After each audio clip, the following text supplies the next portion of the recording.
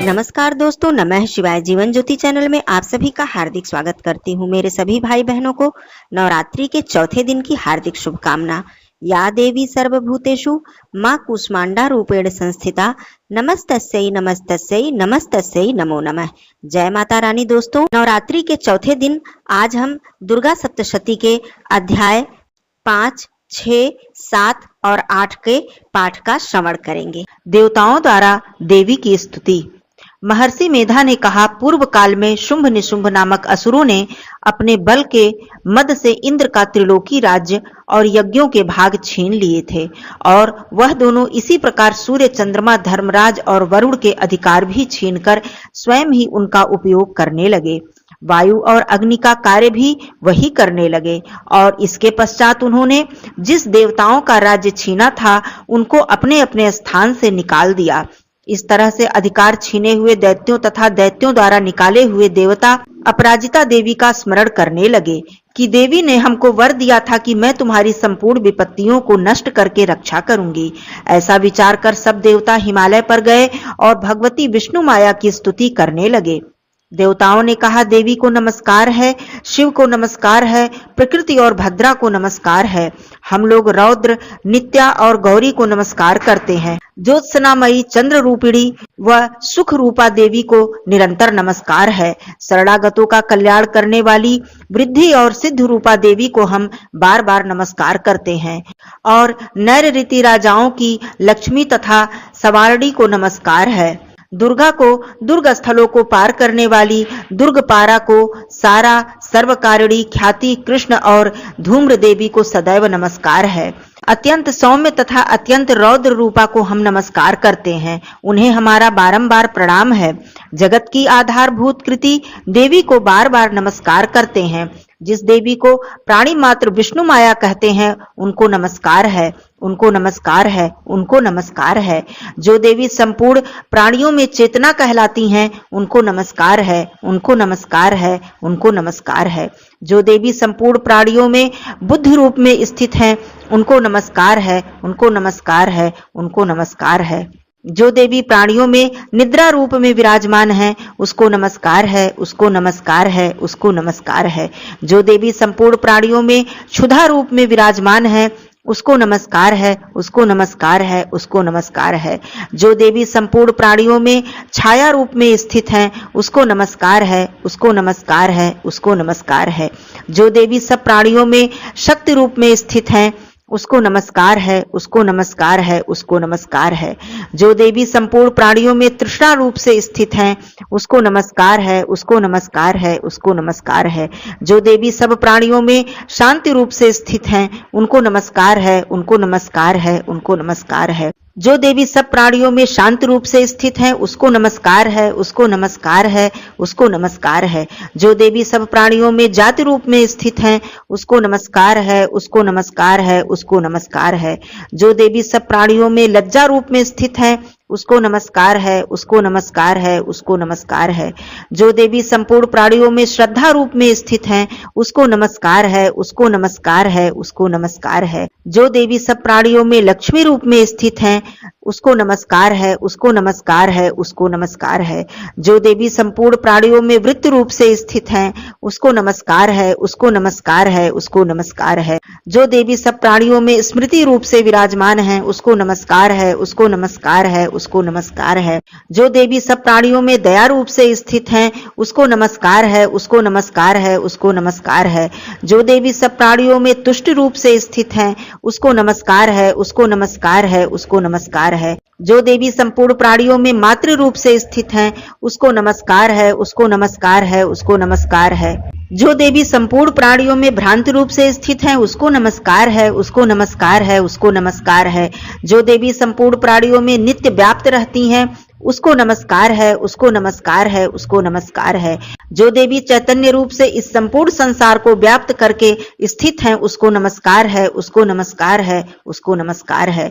पूर्व काल में देवताओं ने अपने अभीष्ट फल पाने के लिए जिसकी स्तुति की और देवराज इंद्र ने बहुत दिनों तक जिसका सेवन किया वह कल्याण की साधना भूत ईश्वरी हमारा कल्याण और मंगल करें तथा सारी विपत्तियों को नष्ट कर डालें।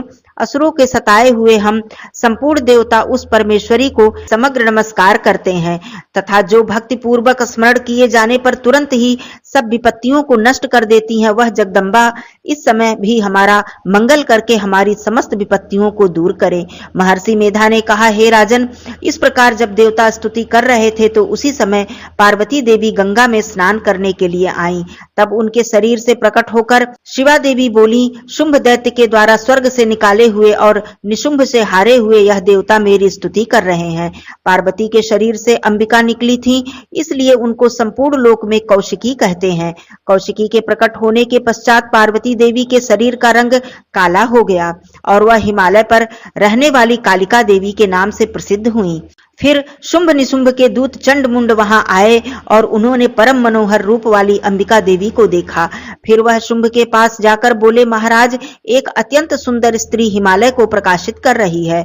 वैसा रंग रूप आज तक हमने किसी स्त्री में नहीं देखा है। हे असुरेश्वर, आप यह पता लगाएं कि वह कौन है और उसको ग्रहण कर लें। वह स्त्री स्त्रियों में रत्न है।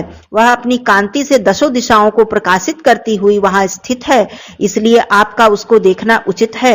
हे प्रभु, तीनों लोकों के हाथी, घोड़े और मणि इत्यादि जितने रत्न हैं, वह सब इस समय आपके घर में शोभायमान हैं। हाथियों में रत्न रूप ऐरावत हाथी और उच्च श्रैवा नामक घोड़ा तो आप इंद्र से ले आए हैं।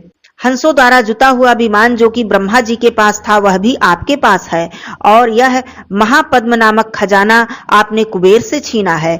समुद्र ने आपको सदा खिले हुए फूलों की किंजलकिनी नामक माला दी है। वरुण का कंचन की वर्षा करने वाला छत्र आपके पास है। रथों में श्रेष्ठ प्रजापति का रथ भी आपके पास है। हे दैत्येंद्र, मृत्यु से उत्क्रांतिका नामक शक्ति भी आपने छीन ली है और वरुण का पास भी आपके भ्राता निशुंभ के अधिकार में है। और जो अग्नि में न जल सके, ऐसे 2 वस्त्र भी अग्निदेव ने आपको दिए हैं। हे दैत्यराज, इस प्रकार सारी रत्न रूपी वस्तुएं आप संग्रह कर चुके हैं, तो फिर आप यह कल्याणकारी स्त्रियों में रत्न रूप अनुपम स्त्री आप क्यों नहीं ग्रहण करते? महर्षि मेधा बोले, चंड मुंड का यह वचन सुनकर शुंभ ने यह विचार किया कि सुग्रीव को अपना दूत बनाकर देवी के पास भेजा जाए। प्रथम उसको सब कुछ समझा दिया और कहा कि वहां जाकर तुम उसको अच्छी तरह से समझाना और ऐसा उपाय करना जिससे वह प्रसन्न होकर तुरंत मेरे पास चली आए। दूत सुग्रीव पर्वत के उस रमणीय भाग में पहुंचा जहां देवी रहती थी। दूत ने कहा, हे देवी, दैत्यों का राजा शुंभ जो इस समय तीनों लोकों का स्वामी है, मैं उसका दूत हूँ और यहाँ तुम्हारे पास आया हूँ। संपूर्ण देवता उसकी आज्ञा एक स्वर में मान लेते हैं। अब जो कुछ उसने कहला भेजा है वह सुनो। उसने कहा है कि इस समय संपूर्ण त्रिलोकी मेरे वश में है और संपूर्ण यज्ञों के भाग को पृथक पृथक मैं ही लेता हूँ और तीनों लोकों में जितने श्रेष्ठ रत्न हैं वह सब मेरे पास हैं। देवराज इंद्र का वाहन ऐरावत मेरे पास है जो मैंने छीन लिया है। उच्चश्रवा नामक घोड़ा जो क्षीर सागर में मंथन करने से प्रकट हुआ था, उसे देवताओं ने मुझे समर्पित किया है। हे सुंदरी, इसके अतिरिक्त और भी जो रत्न भूषण पदार्थ देवताओं के पास थे वह सब मेरे पास हैं। हे देवी, मैं तुम्हें इस संसार की स्त्रियों में रत्न मानता हूँ, क्योंकि रत्नों का उपभोग करने वाला मैं ही हूँ। हे चंचल कटाओं वाली सुंदरी, अब यह मैं तुझ पर छोड़ता हूँ कि तू मेरे या मेरे भाई महापराक्रमी निशुंभ की सेवा में आ जाए। यदि तू मुझे वरेगी तो तुझे अतुल महान ऐश्वर्य की प्राप्ति होगी। अतः तुम अपनी बुद्धि से यह विचार करके मेरे पास चली आओ। महर्षि मेधा ने कहा, दूत के ऐसा कहने पर संपूर्ण जगत का कल्याण करने वाली भगवती दुर्गा मन ही मन मुस्काई और इस प्रकार कहने लगी। देवी ने कहा, हे दूत, तू जो कुछ भी कह रहा है वह सत्य है और इसमें किंचित मात्र भी झूठ नहीं है। शुंभ इस समय तीनों लोकों का स्वामी है और निशुंभ भी उसी तरह पराक्रमी है, किंतु इसके संबंध में मैं जो प्रतिज्ञा कर चुकी हूँ उसे मैं कैसे झुठला सकती हूँ। अतः तू मैंने जो प्रतिज्ञा की है उसे सुन। जो मुझे युद्ध में जीत लेगा और मेरे अभिमान को खंडित करेगा तथा बल में मेरे समान होगा, वही मेरा स्वामी होगा। इसलिए शुंभ अथवा निशुंभ यहाँ आवें और युद्ध में जीतकर मुझसे विवाह कर लें। इसमें भला देर की क्या आवश्यकता है? दूत ने कहा, हे देवी, तुम अभिमान में भरी हुई हो, मेरे सामने तुम ऐसी बात ना करो। इस त्रिलोकी में मुझे तो कोई ऐसा दिखाई नहीं देता जो शुंभ और निशुंभ के सामने ठहर सके। हे देवी, जब अन्य देवताओं में से कोई शुंभ निशुंभ के समान युद्ध में नहीं ठहर सकता, तो तुम जैसी स्त्री उसके सामने रणभूमि में ठहर सकोगी? जिन शुंभ आदि असुरों के सामने इंद्र आदि देवता नहीं ठहर सके, तो फिर तुम अकेली स्त्री उनके सामने कैसे ठहर सकोगी? अतः तुम मेरा कहना मानकर उनके पास चली जाओ, नहीं तो जब वह तुम्हें केश पकड़कर घसीटते हुए ले जाएंगे तो तुम्हारा गौरव नष्ट हो जाएगा। इसलिए मेरी बात मान लो।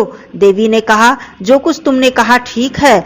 शुंभ और निशुंभ बड़े ही बलवान हैं, लेकिन मैं क्या कर सकती हूँ, क्योंकि मैं बिना विचारे प्रतिज्ञा कर चुकी हूँ। इसलिए तुम जाओ और मैंने जो कुछ भी कहा है वह सब आदर पूर्वक असुरेंद्र से कह दो। इसके पश्चात जो वह उचित समझें करें। श्री मार्कंडेय पुराणे सावर्णिके मनवंतरे देवी महात्म्ये देव्या दूत संवादो नाम पंचमो अध्याय संपूर्णम। छठवां अध्याय धूम्रलोचन वध। महर्षि मेधा ने कहा, देवी की बात सुनकर दूत क्रोध में भरा हुआ वहां से असुरेंद्र के पास पहुंचा और सारा वृत्तांत उसे कह सुनाया। दूत की बात सुन असुरेंद्र के क्रोध का पारावार न रहा और उसने अपने सेनापति धूम्रलोचन से कहा, धूम्रलोचन, तुम अपनी सेना सहित शीघ्र वहां जाओ और उस दुष्टा के केशों को पकड़कर उसे घसीटते हुए यहाँ ले आओ। यदि उसकी रक्षा के लिए कोई दूसरा खड़ा है, चाहे वह देवता, यक्ष अथवा गंधर्व ही क्यों ना हो, तुम उसको भी अवश्य ही मार डालना। महर्षि मेधा ने कहा, शुंभ के इस प्रकार आज्ञा देने पर धूम्रलोचन 60,000 राक्षसों की सेना को साथ लेकर वहां पहुंचा और देवी को देख ललकार कर कहने लगा, अरे तू अभी शुंभ और निशुंभ के पास चल।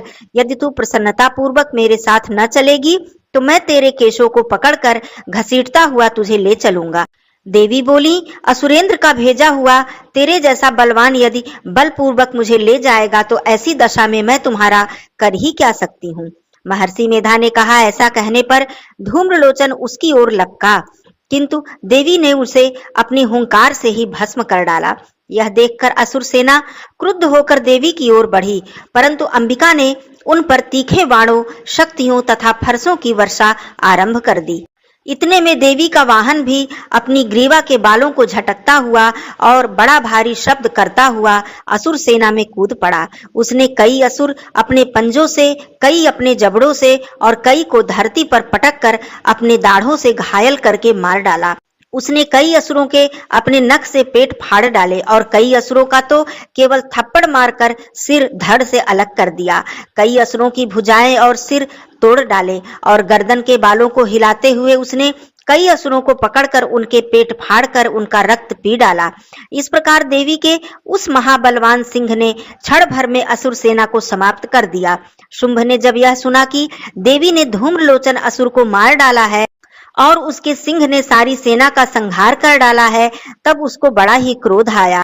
क्रोध के मारे उसके होठ फड़कने लगे और उसने चंड तथा मुंड नामक महाअसुरों को आज्ञा दी, हे चंड मुंड, तुम अपने साथ एक बड़ी सेना लेकर वहां जाओ और उस देवी के बाल पकड़कर उसे बांधकर तुरंत यहाँ ले आओ। यदि उसको यहाँ लाने में किसी भी प्रकार का संदेह हो तो अपनी सेना सहित उससे लड़ते हुए उसको मार डालो और जब वह दुष्टा और उसका सिंह दोनों ही मारे जावें, तब भी तुम उसको बांधकर यहाँ ले आना। श्री मार्कंडेय पुराणे सावर्णिके मनवंतरे देवी महात्म्ये धूम्रलोचन वधो नाम षष्ठो अध्याय संपूर्णम। अध्याय 7 चंड और मुंड का वध। महर्षि मेधा ने कहा, दैत्यराज की आज्ञा पाकर चंड और मुंड चतुरंगिनी सेना को साथ लेकर हथियार उठाए हुए देवी से लड़ने के लिए चल दिए। हिमालय पर्वत पर पहुंचकर उन्होंने मुस्कुराती हुई देवी जो सिंह पर बैठी हुई थी देखा।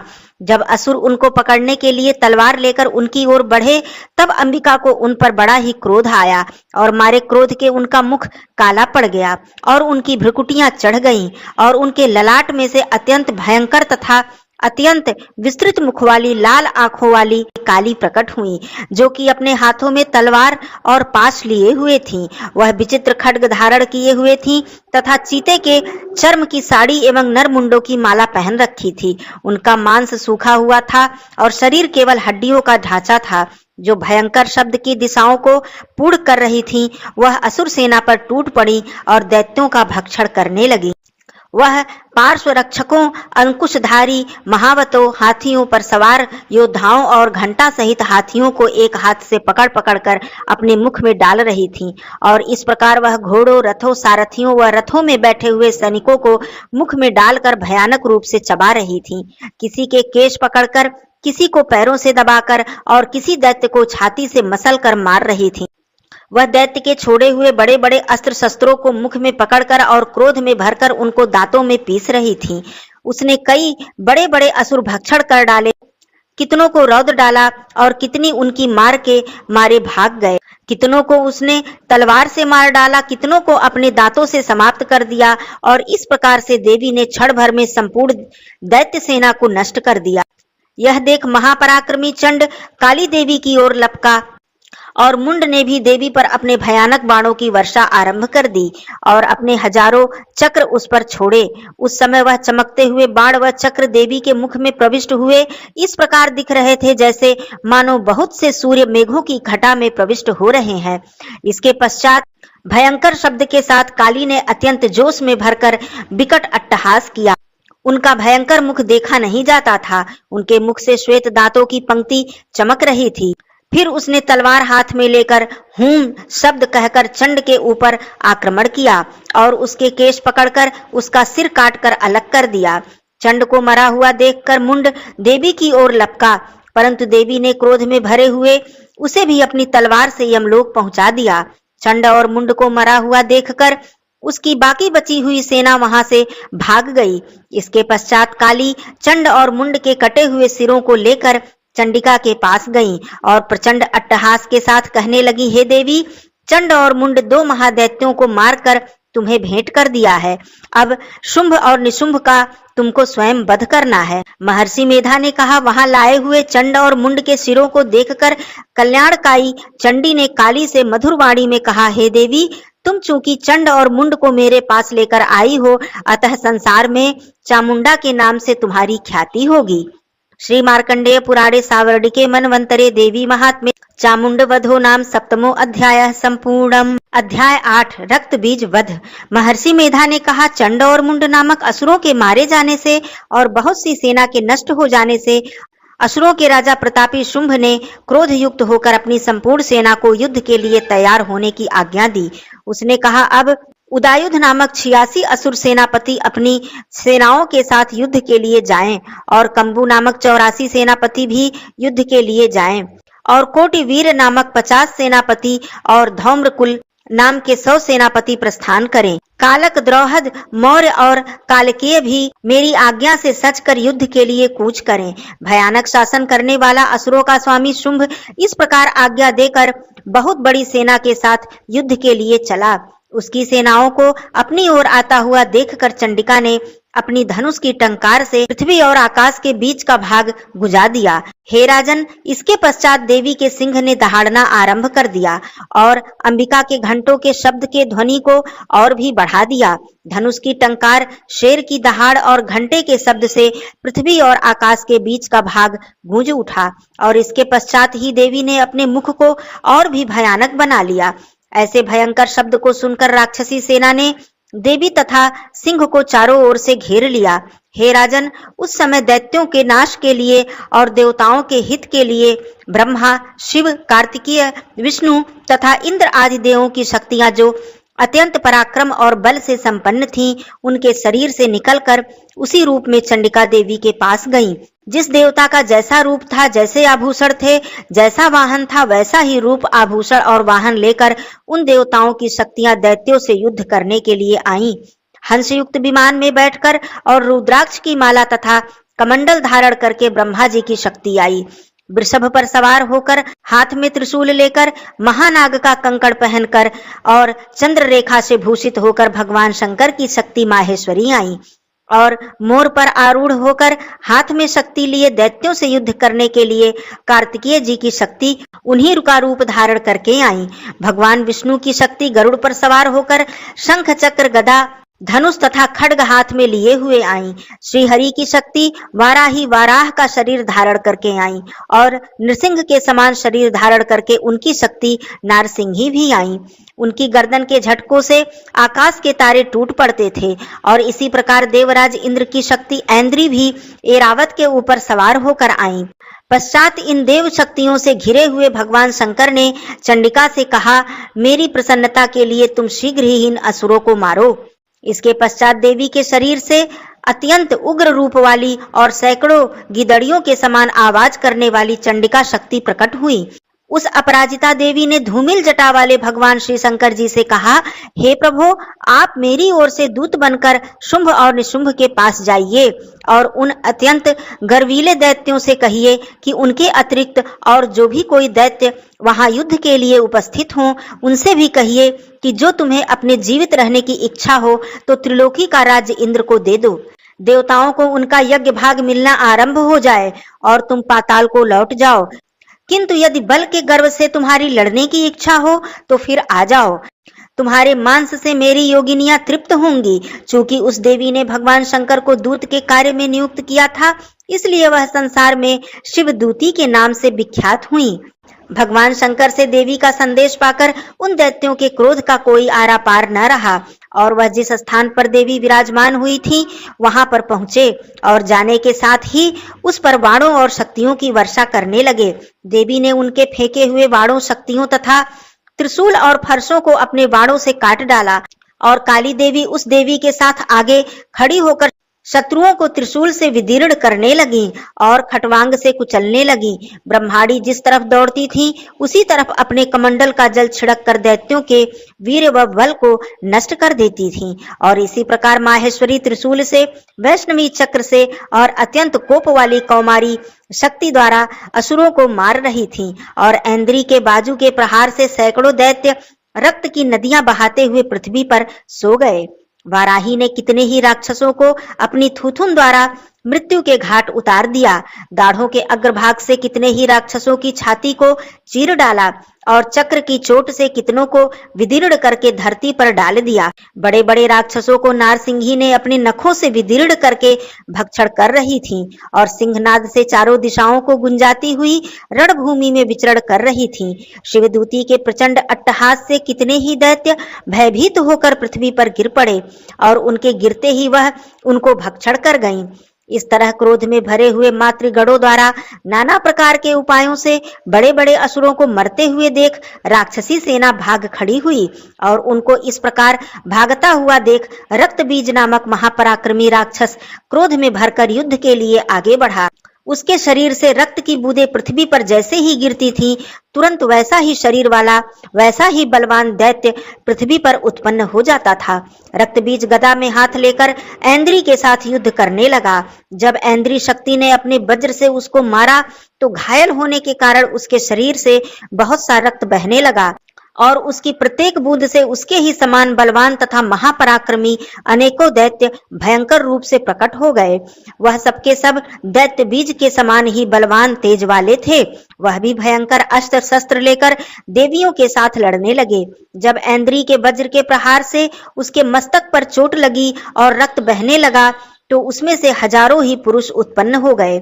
वैष्णवी ने चक्र से और ऐन्द्री ने गदा से रक्त बीज को चोट पहुंचाई और वैष्णवी के चक्र से घायल होने पर उसके शरीर से जो रक्त बहा उससे हजारों महाअसुर उत्पन्न हुए, जिनके द्वारा यह जगत व्याप्त हो गया। कौमारी ने शक्ति, वाराही ने खड्ग और माहेश्वरी ने त्रिशूल से उसको घायल किया। इस प्रकार क्रोध में भरकर उस महादैत्य ने सब मातृ शक्तियों पर पृथक पृथक गदा से प्रहार किया और माताओं ने शक्ति तथा शूल इत्यादि से उसको बार बार घायल किया। उससे सैकड़ों महादैत्य उत्पन्न हुए और इस प्रकार उस रक्त बीज के रुधिर से उत्पन्न हुए असुरों से संपूर्ण जगत व्याप्त हो गया, जिससे देवताओं को भय हुआ। देवताओं को भयभीत देखकर चंडिका ने काली से कहा, हे चामुंडे, अपने मुख को बड़ा करो और मेरे शस्त्रघात से उत्पन्न हुए रक्त बिंदुओं तथा रक्त बिंदुओं से उत्पन्न हुए महाअसुरों को तुम अपने इस मुख से भक्षण करती जाओ।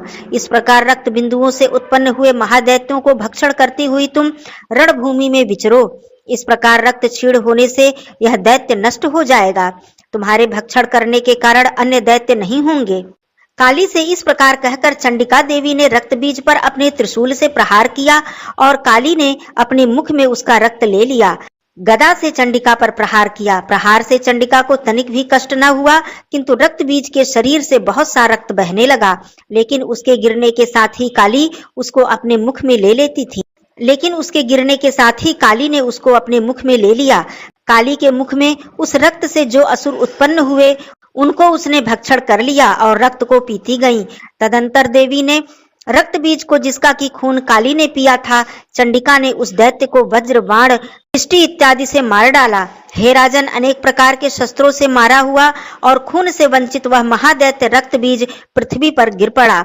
हे राजन, उसके गिरने से देवता अत्यंत प्रसन्न हुए और माताएं उन असुरों का रक्त पीने के पश्चात उद्धत होकर नृत्य करने लगी। श्री मार्कंडेय पुराणे सांवर्णिके मन्वंतरे देवी महात्म्ये रक्त बीज वधो नाम 8वां अध्याय संपूर्णम्। जली आरती लिए खड़ी दरबार अम्बे माँ, तेरे द्वार अम्बे माँ, मुझ गरीब की आरती स्वीकार करो माँ, स्वीकार करो माँ। जली आरती लिए खड़ी दरबार अम्बे माँ, तेरे द्वार अम्बे माँ, मुझ गरीब की आरती स्वीकार करो माँ, स्वीकार करो माँ।